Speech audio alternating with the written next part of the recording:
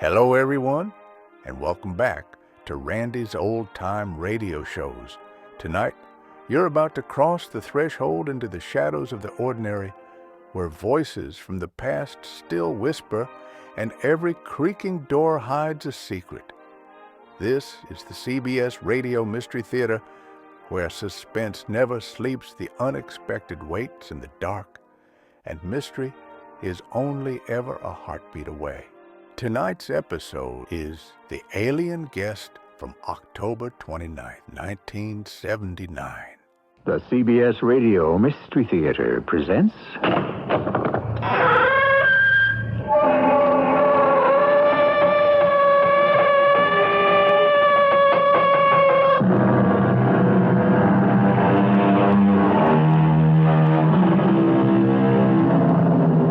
Come in. Welcome. I'm E.G. Marshall. Nobody dies. At least, not completely.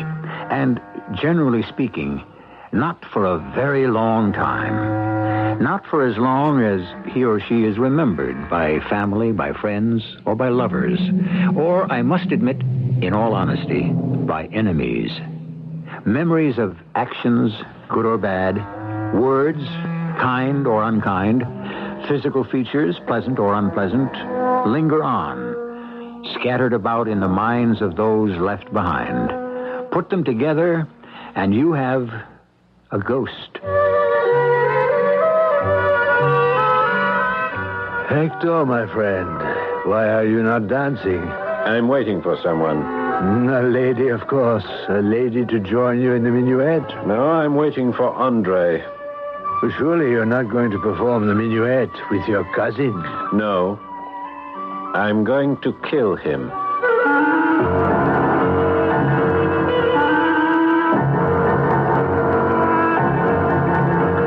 Our mystery drama, The Alien Guest, was written especially for the Mystery Theater by Elspeth Eric and stars Paul Hecht.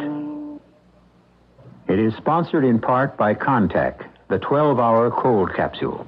I'll be back shortly with Act One.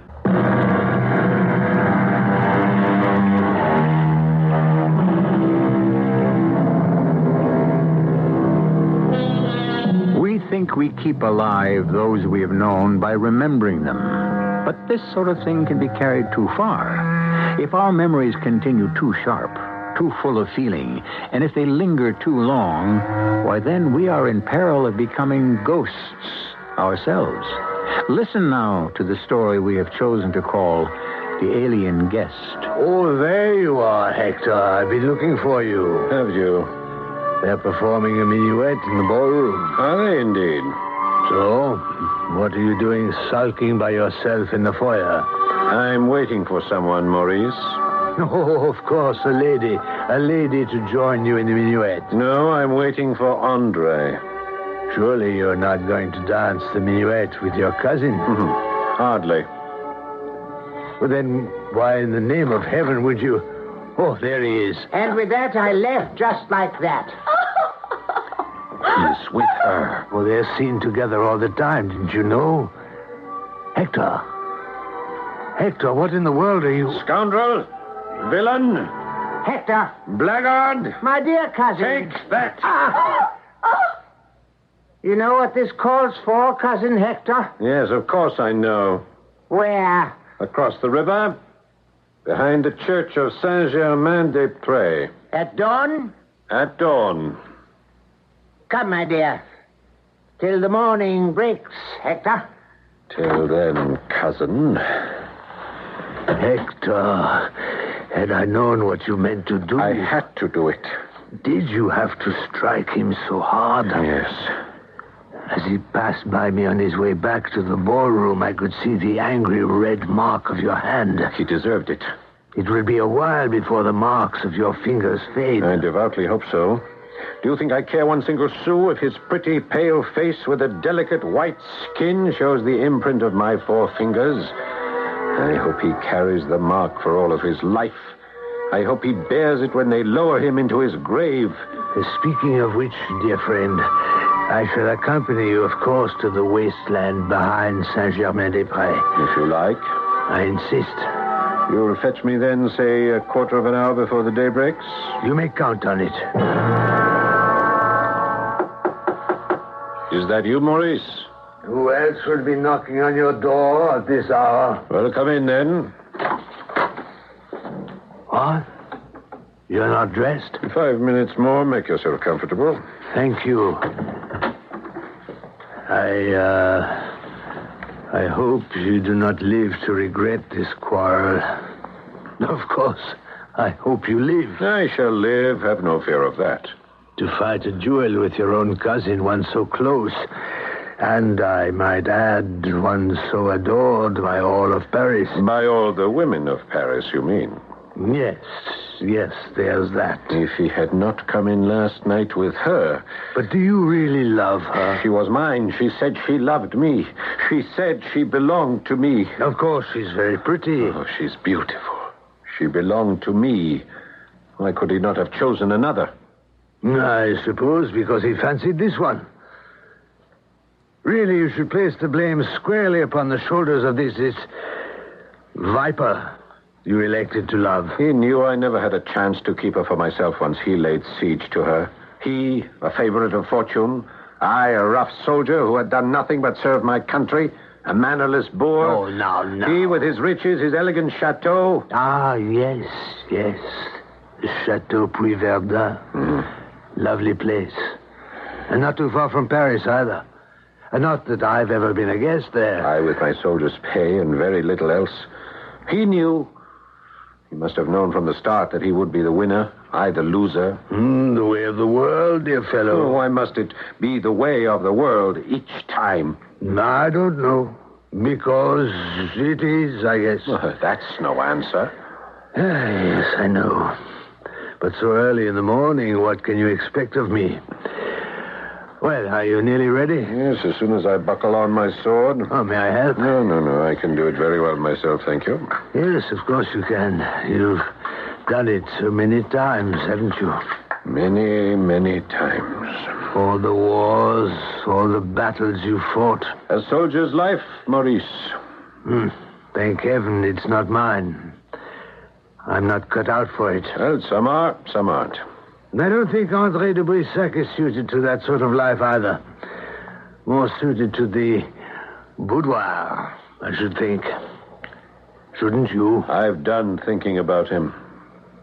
Well, shall we go? Yes. Oh, dear. I hope this is a genteel sort of duel. Not too much blood. Come on. And no one killed. Oh, merciful Lord, let no one be killed. It's time to go. Come on. Still, if André de Brissac were to die, you'd inherit the Chateau Verdun, wouldn't you, Hector? I said, come on. And his fortune, too. Interesting thought. All right, let us go.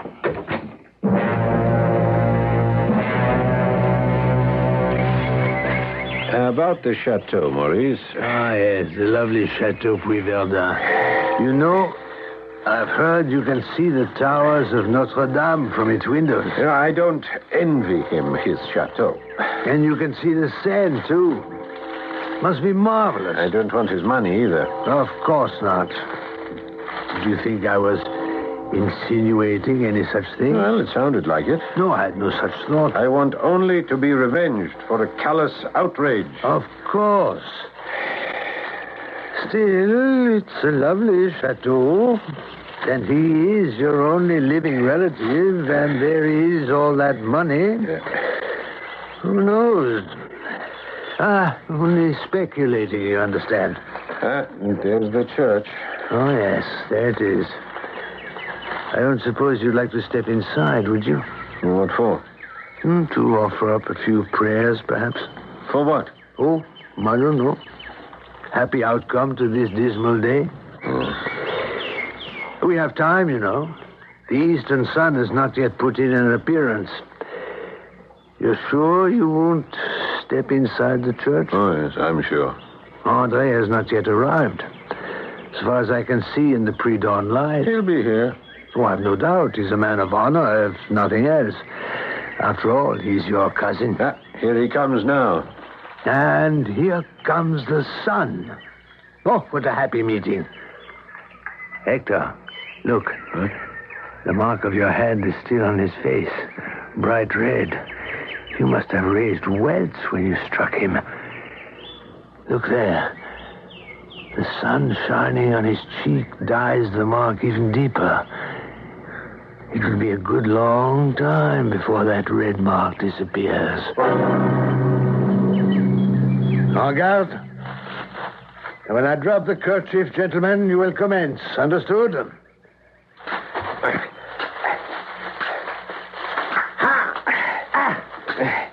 There. Yes. That was a touch, cousin. A touch. And another. And another. I am wounded. Get up.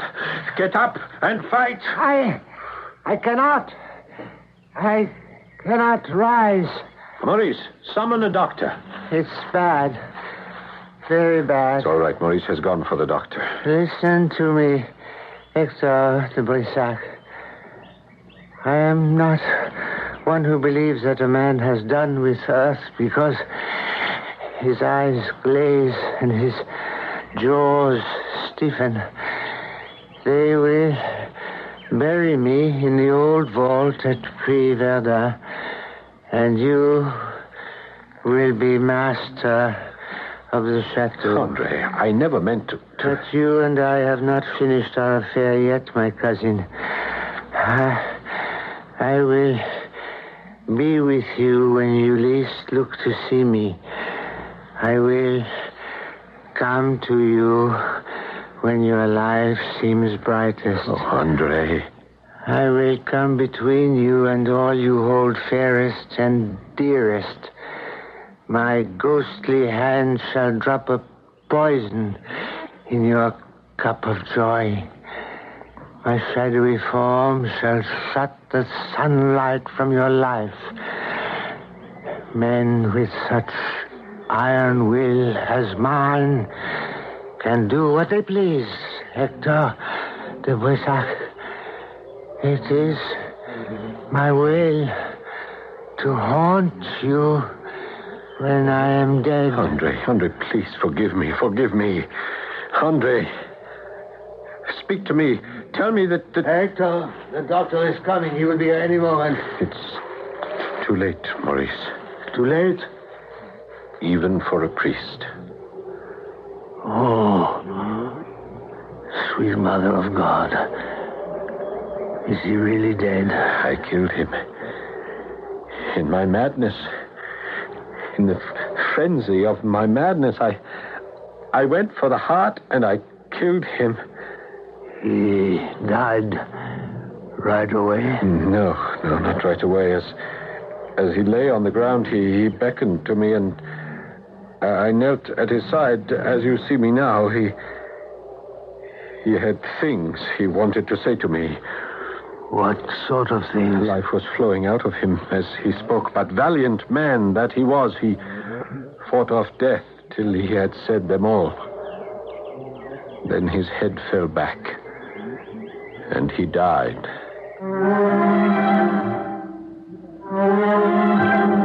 Revenge is a kind of wild justice.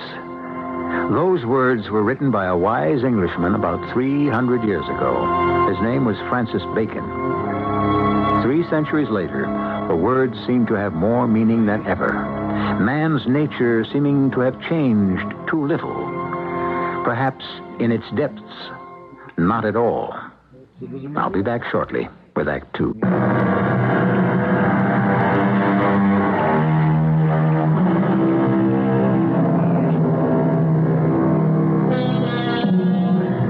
Let me say a few more words about revenge. Not my words, but those of England's greatest 17th century poet, John Milton. Revenge, at first thought sweet, bitter ere long, back on itself recoils. Hector de Brissac has killed his cousin in revenge for having stolen a woman away from him.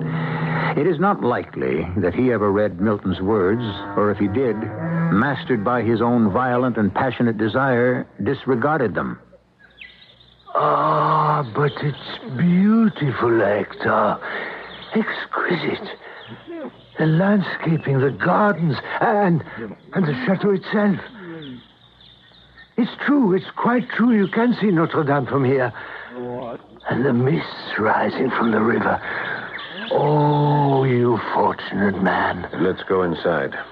If we must. You haven't seen all the rooms. What, you mean there are more? Oh, by all means, let's see them all. I can scarcely wait. It's heartening to see your enthusiasm. But, my dear Hector, where is your enthusiasm? I would have thought it would be even greater than mine. After all, this is all yours. It belongs to you. You are no longer a rough soldier. You are a gentleman of property and wealth. Tell me, when do the other guests arrive? You are my only guest. Surely you jest. My first. Well, that's all very flattering. And my last. Oh, come now. I mean it. I've become too depressed to endure company. Oh, Hector. No, after I killed my cousin... No. You put it too strongly. It was a duel. No matter. Killing is killing. I've killed many men on the battlefield. And Andre had done me a crueler wrong than any of those I fought against. That's true. True. Friends advised me to cross the frontier. You yourself said I should, Maurice. To avoid any possible consequences. But I chose to remain here. Andre is buried here, you know. His coffin fills a niche in the vault of our mutual ancestors. No, I did not know. But I live here alone. I see no one until today. You know, I think the servants dislike me. No. Yes, they were very fond of Andre. And when I ride through the village, the little children shrink from the sight of me. Yes, they do. And I've seen old women cross themselves as I pass by. I've heard they think I've sold my soul to the devil. Well, that's the way the peasants are. They're superstitious. Well, I can't blame them entirely. Even my appearance. Well, you know how I seem to others. Dark of visage, stern in manner. I think no woman's love has ever been mine. Not even my mother's. Oh, Hector. So, here I sit, Maurice, surrounded by all the luxury that was once Andre's. I sit, and I brood, and I hate myself. Hector, you mustn't. I think I have begun to hate everyone. It won't do. It simply won't do. You cannot go on this way. Well, what else is there? What other way? Listen to me. Come to Paris. To Paris? You will stay with me. My flat is big enough for the two of us. What would I do there? You needn't go near the court. There will be other places, other people. Well, there might be some in Paris, perhaps, huh? Old comrades from my fighting days, they would not shun me, huh? Surely they would not. Yes, it might do me some good. Yes, of course it would. Say you'll do it. If you really want me. Maurice, do you really want me to? I do. I do. Then I'll come.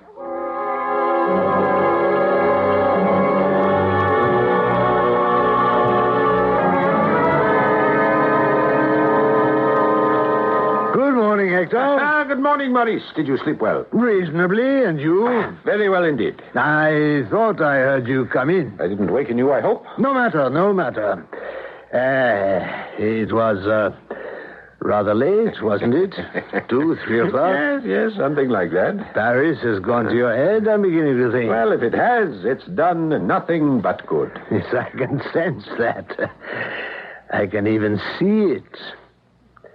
Hector, you are starting to look, well, almost handsome. Oh, no, you go too far. You were most generous, Maurice, and I thank you from the bottom of my heart. I am in your debt for always. Believe me, good friend. Well, now, what are your plans for today? Maurice, you never knew any of my old comrades at arms, did you?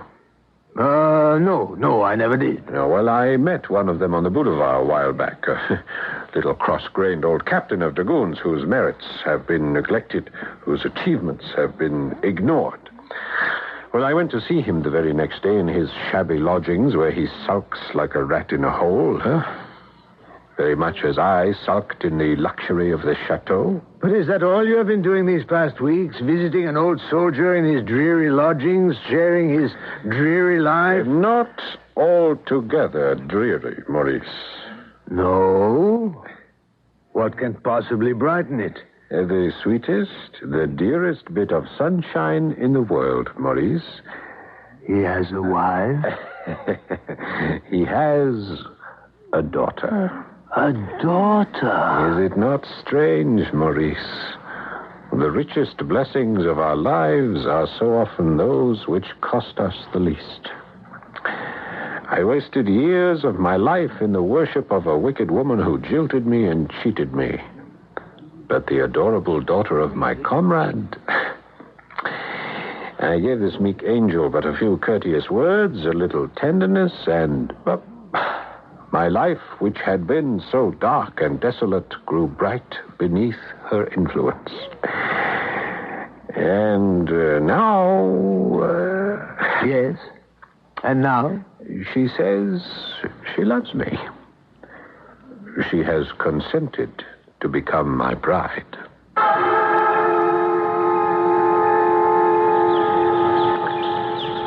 And the gardener will espalier some pear trees against that wall, Maurice. I never thought Puy Verdun could be improved upon, but you are finding ways, Hector. No, it was Evelyn's idea, not mine. All the good ideas are hers. All goodness comes from my little sunshine. All love, all tenderness, all nurturing, all comes from her.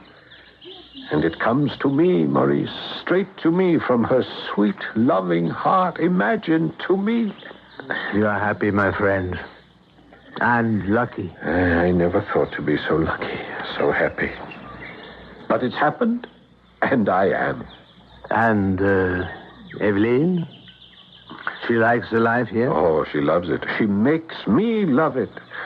She drifts about the grounds like a child admitted into fairyland. She's off somewhere now, picking flowers for our dinner table. Apropos of dinner, shall we go inside for an aperitif? Oh, by all means. After you, my good friend. Thank you. My best friend and my first guest. I should say, our first guest. And, you have no memories of the dismal past? No, none at all. Of your cousin? None of him? None of the duel? None at all.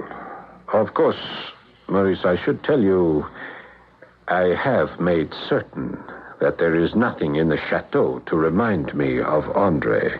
Oh? Though I live in his chateau, though I subsist on the wealth that was his, I wanted nothing to bring his image to my mind. Yes, of course. So I went through every room of the chateau, there are 27 of them, to make sure there was no portrait of him anywhere. But I did find something. Here, step into the library. Oh, there's no portrait here, nothing but a tapestry. Yes, well, stand back while I remove it. What? Why, yes. It is a portrait. A very old one, I should think. It's not of Andre, is it? And that is to say, it looks a little like him, very much like him, really, but the dress, the old-fashioned hunting dress, is it not? Quite brilliant, all purple and orange. But it's not Andre. I'm certain of that. No, the portrait is not of Andre, but an ancestor of his and mine. Well, then, what need to cover it? You remember the morning of the duel, Maurice? Yes, of course I remember You it. remember how Andre was dressed, how bright the sun shone on his garments. Yes, I think I remember. And do you remember what colors those garments were? What? Well, they were... Yes. They were purple and orange. Purple and orange, yes. So you see why I have hung the tapestry over the portrait. No one has seen that portrait but you and me. And no one ever shall. I understand. So let us cover it again. Because I see my sunshine coming up the garden path, roses in her arms. Ah, Maurice, how sweet the change has been in my life and in my home.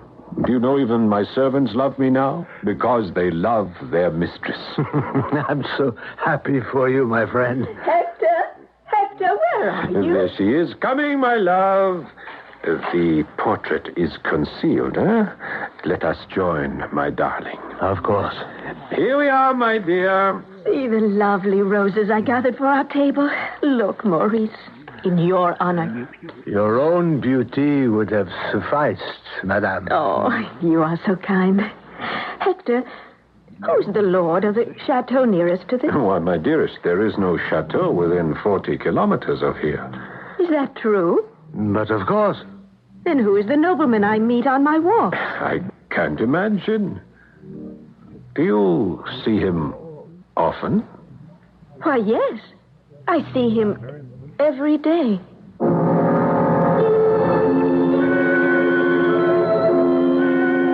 Have the halcyon days come to an end? A dark cloud passed over the bright sun. Has the face of evil peered through the window? Does threatening thunder roar from the skies? Do the chill winds start to blow?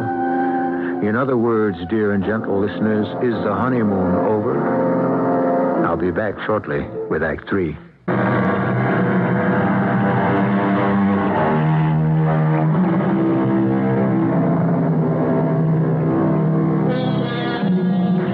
It is true that to be vindictive is very bad indeed. To hold grudges, to strike back when one has been injured, there's no doubt about it. It's deplorable. Still, how truly Lord Byron wrote, "Revenge is sweet." The only problem lies in the fact that revenge works both ways. Vengeance boomerangs. Who knocks? It is I, Maurice. Hector de Brissac. Hector. Oh, my dear friend, how good to see you. Come in, come in. Thank you, Maurice. What on earth brings you to Paris? To request that you visit us again, Maurice, at the Chateau. Well, I might be able to arrange that within the month. But why do you want me there? Maurice, do you remember when you were with us before, Evelyn came in from a walk, roses in her arms? Oh, yes, herself as lovely as the roses she held. Yes, I remember. And she asked what nobleman lived nearby. And you said there was no estate within 40 kilometers. Yes. Yes, and she said she saw him each day. Well, I let the matter drop at that point, not to embroil you in it, but later I questioned her further. This nobleman you mentioned when Maurice was here, whom you think you see every day. I do see him, and every day. But where, my dearest? Sometimes in the park, sometimes in the wood. He has never dared to address you. Never. Sometimes I've almost wished that he would speak to me. It's so terrible to see him standing silently there. Oh, he is some insolent peasant who seeks to frighten you. No, he is no peasant. It is not his dress alone I judge, for I know little of such things, but he has an air of nobility which it is impossible to mistake. That is the point that mystified me, Hector. The stranger's costume is not modern. He looks as an old picture might, if it could descend from its frame. Her words pained me, Maurice, for they reminded me of that hidden portrait in the library, the one I showed you. An ancestor, dressed in hunting costume of bright orange and purple. Yes, I remember it well. Shortly after the conversation I have just related to you, her health began to droop. The change in her was so gradual as to be almost imperceptible to those who watched her day by day. Oh, my dear man. It is not only her physical health, Maurice. The bright and sunny spirit. You remember how she was. I do indeed. It's vanished. In the place of my joyous young bride, I now behold a woman weighed down by rooted melancholy. She assures me she has no reason for sorrow or discontent, but, Maurice, I cannot believe what she says. Tell me what I can do for you, Hector. Anything within my power. If you are acquainted with the court physician... I know him, yes. If you could persuade him to come to the Chateau. Well, I can. I will. And if you could arrange to come with him... I can. You will earn my undying gratitude, Maurice. For I tell you truly, I believe my darling wife is going mad. 1,000 thanks, Doctor, from my heart. What did the doctor tell you, Hector? He says it is possible that Evelyn is affected by one lone delusion. That she sees the nobleman dressed in orange and purple. He said she described this nobleman with a perfect minuteness. A young man with a fair, womanish face, very pale, and rendered remarkable by a crimson scar resembling the mark of a blow. Merciful heaven, Hector. He asked me if there could not be a kinsman of my steward or a hanger-on of the household who might be so scarred and so attired. And, of course, you said there could not be such a one. It could be no one but Andre de Brissac, come back to haunt me. Hector, you cannot credit such things. You cannot. Maurice, I must tell you, while he was dying, you had gone to fetch the doctor. Andre threatened me with that very thing, that he would haunt my life and blight it. Oh, no, I cannot believe No, the doctor is inclined to think that she actually does see the man of whom she speaks. Oh, Hector. Maurice, I have made up my mind. Evelyn must be shown the portrait that hangs in the library.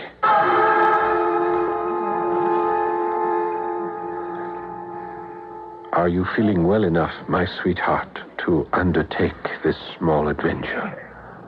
To our own library, Hector? There is something here I want you to see. But I have seen everything before. Not quite, my beloved. What else can there possibly be? Evelyn, behind this tapestry is a portrait. A portrait? Why have you concealed it? To shut out bitter memories. Memories of what? What memories could you have that would make you bitter? Memories of something that happened long before you came into my life. And what has the portrait to do with me? Nothing. I hope and pray. Still, for the sake of your health, for the sake of my happiness, and the two are fatally intertwined, I must show you the portrait. Stand there, my darling, while I remove the tapestry. There. What do you see? Dear Heavenly Father. You are trembling. You are shaking like a leaf. Let me put my arms about you. Let me hold you. No. Let Let me look. Oh, Hector. Hector, this is witchcraft. The dress in the portrait, the colors, the orange and the purple. Those are the colors he wears, the man I meet on my walks. But the face. Yes, the face. What of the face? The face is not his. Tell me, if you can, describe to me the face of the stranger. Is it one at all familiar to you? No. It is not a face I have ever seen before. A young face. Pale. Quite pale. His skin is white and very delicate. I see it distinctly in my mind at this very instant. How white it is and how delicate.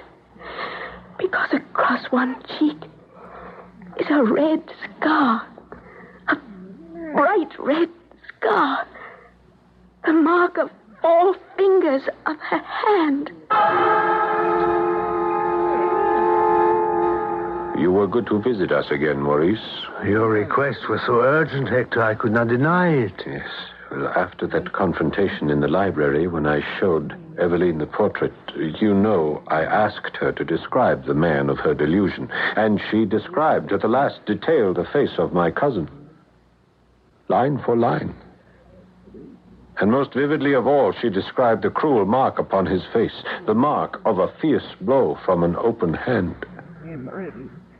Maurice, I knew then that André de Brissac had fulfilled his vow. In vain I watched her. In vain I tried to soothe her, till at last... Yes, Hector. Tell me, my friend. She said to me, I remember her very words because they struck a chill to my heart, from which I shall never recover, never. What did she say? She said, he will not let me be at peace. He comes between us, Hector. He is standing between us now. I can see his pale face with a red mark upon it, plainer than I see yours. Oh, my poor Hector. So, you see, Maurice, why I had to ask you to come back here to the chateau. I cannot bear this burden alone. You should not be made to. You will stay on? For as long as you need me. Tell me, how is Evelyn now? She has taken to her bed. There she stays. For all I know, he visits her there. Well, has she said so? No. But how can I know? How can I possibly know? Well, one so pure, one so truthful, so faithful as Evelyn, she would tell you. She always has. Well, then. Maurice, will you come with me to her bedroom? You think she would want to see me? Now? In her weakened state? Is it wise? There is the chance it might cheer her a little. Hector. She's calling. Come with me. If you think I should. I do. Here we are. Come in. Yes, my beloved, I heard you call. Here is someone. Hector, there's something I must tell you. Now, I am the worst, the vilest of women. I have confessed to my director. From the first, I have not hidden my sin from heaven. But death is now near me, and before I die, I would reveal my sin to you. What sin could you possibly have committed, my sweet one? When first the stranger came to me, his presence bewildered and distressed me, and I shrank from him as from something strange and terrible. He came again and again, and I found myself thinking of him and watching for his coming. His image haunted me perpetually. I strove in vain to shut his face from my mind. Oh, Hector. Kill me if you will, for I deserve no mercy at your hands. What are you saying? I came to count the hours that must elapse before his appearance, to take no pleasure save in the sight of that pale face with the red brand upon it. He plucked all old familiar joys out of my life and left me but one unholy pleasure, the delight of his presence.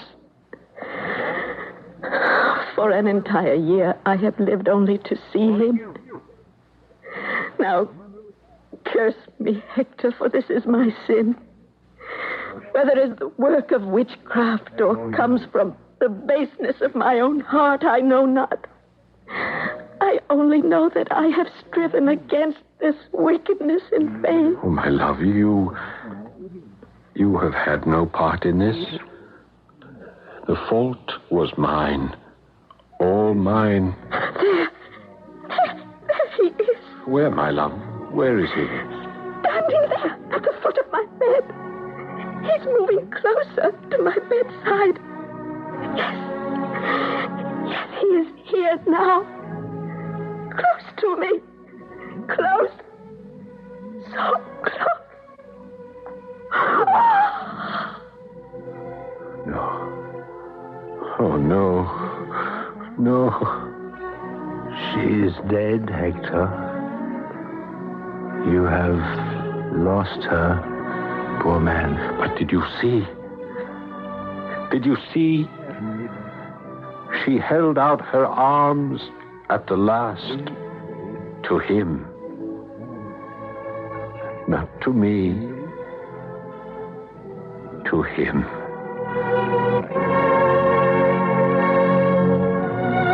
Do you believe a ghost can exercise such power? Appear to one who has never known him in life, and through that unfamiliar person take vengeance upon another? Do you believe in ghosts at all? My own attitude is best summed up by a certain Madame du Deffand, who lived a long, long time ago. She said, "I do not believe in ghosts, but I am afraid of them." I'll be back shortly.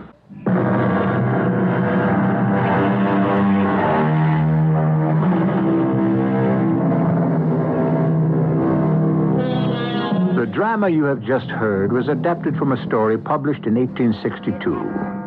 It was entitled Evelyn's Visitant, and the ladies will be happy, I hope, to know that it was written by a lady. Her name was appended to the story, simply and demurely as Miss Braddon. Thank you very much, Miss Braddon. Our cast included Paul Hecht, Robert Dryden, and Patsy Bruder. The entire production was under the direction of Hyman Brown. This is E.G. Marshall inviting you to return to our Mystery Theater for another adventure in the macabre. Until next time, pleasant dreams.